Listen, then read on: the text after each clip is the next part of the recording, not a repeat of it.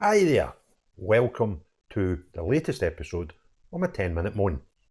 And the topic of this one is the idiotic grandstanding the SNP and their followers continue to repeat about free prescriptions. They are trying to beg folk and bribe folk for their votes. It is as simple as that. And I want to blow some some myths, and expose some lies that the SNP constantly put out about free prescriptions. So the first thing that drew my attention to this today, I mean, it's something that I've spoke about regularly, but 20 hours ago, the SNP put onto their own website this article about, and the headline is, "The Westminster parties don't value free prescriptions." And they go on to talk about, Labour Party this and Conservatives that, and even the Lib Dems. And what they're trying to basically say is, if you vote for them up here, they might do away with free prescriptions. Now, there's no proper evidence to suggest that. All they're using is hearsay, in their opinion, to try and con the Scottish people into believing that the free prescriptions will go. And however, I'll come on to whether that's actually a good thing or not in a minute. But they're even using as evidence for this comments from the Shadow Minister of Health from 2012 that this shows that her party will abolish free prescriptions. So it's total bunkum. And they also say things like, just read this out to you verbatim. Where is it? About their, basically they invented this thing called free prescriptions. Now, I want to remind everybody something that I say quite a lot, and that is, here it is, the SNP abolished this tax on ill health. Well, you didn't, because there was nothing to abolish, because free prescriptions have been on the go my whole life, right? It's a play on words. And it's quite cute the way they say it as a tax on ill health. They tax on everything. Do you know what I mean? Anyway, so they didn't abolish anything, because the UK standard for prescriptions in my whole life was, if you turned the prescription over, in the back it gave you a full list of the amount of people who could claim a free prescription. I was born in 1973. So SNP abolished, apparently, free prescriptions in 2011. Well, they didn't. All they'd done was change the current legislation, which gave everybody free prescriptions. Now, they keep going on about England this and Westminster that, and the next thing, I'm just going to tell you what happens down south. Down south, the prescription fee is £9.65. But about 60% of people pay that, the other 40% pay nothing, right? So you do get free prescriptions in England, just like you've always had free prescriptions in the UK up until 2011. And the people that don't pay in England is very, very similar, if not identical, to the UK-wide scheme back in 2011. Let me read it out to you. These are the people that are excluded from paying the £9.65 prescription fee. 60 years and over, 16 years and under.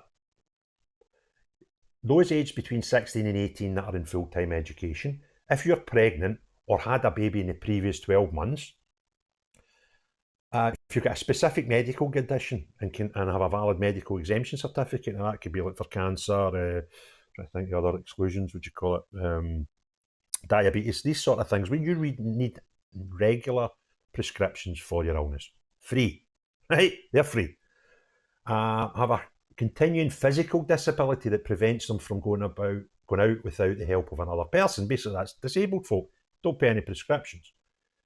A valid ward pensioner, seems fair enough. Or if you're a current NHS inpatient, so you're in hospital, free prescriptions. On top of that, any individual is entitled to free prescriptions if they or their partner receive certain benefits. So, the sort of nuclear family in the now where it still exists normally would have mum and pa, one out working, one looking after kids. If they claim any of the following, then the working guy gets it as well, or the working mum. And if it's a guy, that's a homekeeper. So, if you get income support, income-based job seekers allowance, income-related employment and support allowance, pension credit guarantee, universal credit, you don't pay for or your partner will get any of these. You don't pay for your prescriptions.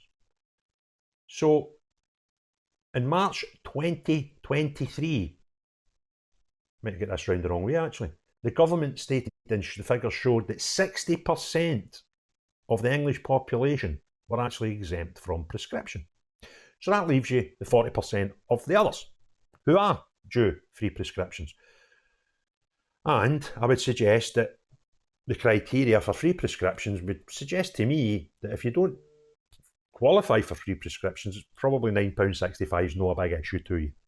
The other benefit people have down south is when they are paying the prescription, and you can go to, and the biggest prescribed drugs in volume in Scotland are painkilling drugs, simple painkillers, which you can get for 20p. So if we had the same regulations here, and I went to doctors, gave me some painkillers, cocodamol, that sort of stuff, give me a prescription, I've got a choice I can make. I can either walk to the chemist and give them £9.65 for the prescribed ones, or pick up a packet in the chemist for maybe £1, £2, right? So I'll probably do that. Or wait till next in the supermarket and buy them for 20p. It's not really a big issue, is it? However,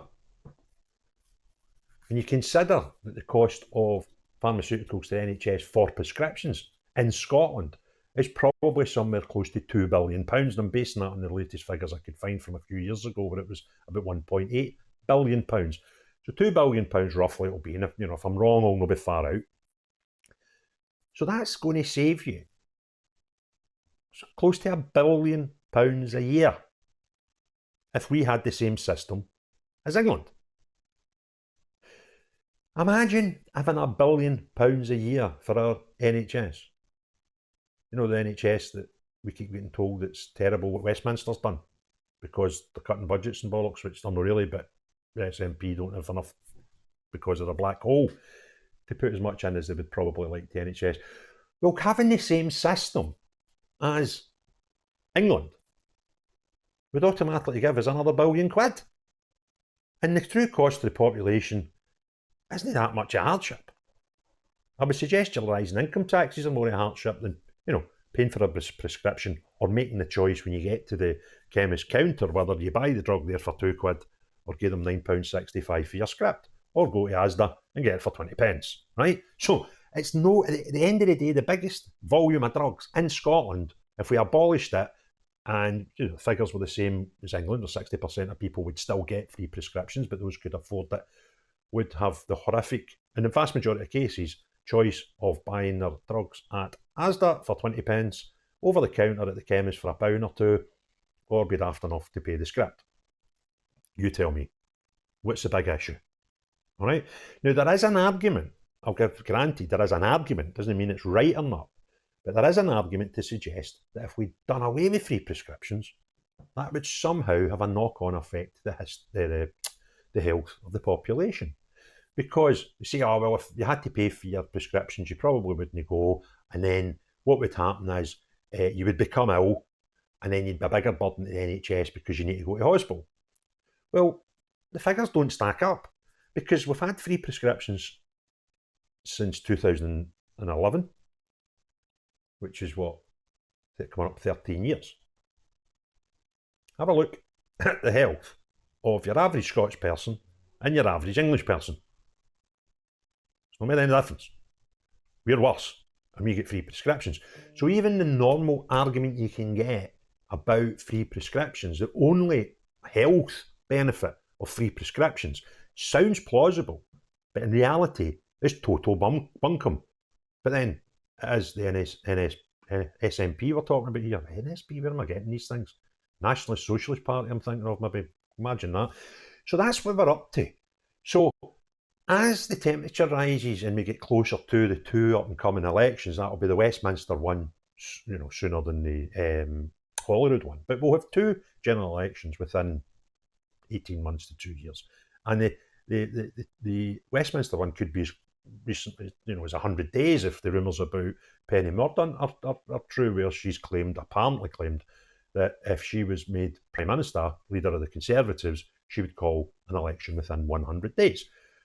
Now, as we get closer to these things and the SNP people can read polls, they'll see that they're going to lose considerable seats if those two elections were today. So they're going to turn up the heat with all sorts of nonsense and mere nonsense and lies and speculation and opinion about why you should vote for them. And this one there, where they've targeted the Westminster parties in their latest tirade on their own website, that's just an indicator of what's to come. We'll get more of this nonsense, but rest assured, I'll be here and I will continue to out the nonsense that they spout. Okay, so Big Craig will be here, Kush will be here, the channel will be here, and we'll keep outing their nonsense. Hope you enjoyed the video. If you did, give it a thumbs up. If you want to see more, there'll be recommendations in the corner. If you've not subscribed already, please consider doing so. But most importantly of all, have a great day. Bye now.